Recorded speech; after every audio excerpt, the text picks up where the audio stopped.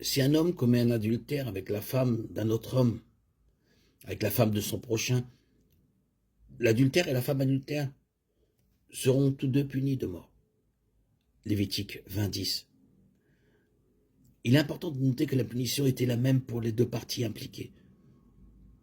Il n'y avait pas de double standard qui autorisait les infidélités d'un homme. Il était puni au même titre que la femme. Cette loi et d'autres concernant l'immoralité sexuelle dans Lévitique 20 sont liées à la nécessité de la séparation morale complète d'Israël des autres nations. Les Cananéens étaient connus pour leur licence sexuelle, entre autres choses, et Dieu voulait qu'Israël soit saint ou mis à part d'eux. Encore une fois, cette loi a été donnée à Israël dans le cadre de l'alliance mosaïque. L'Église n'est pas Israël et nous ne vivons pas sous l'ancienne alliance. Aujourd'hui, la Bible ne recommande aucune punition de ce type pour l'adultère. Cependant, l'acte d'adultère entraîne sa propre punition.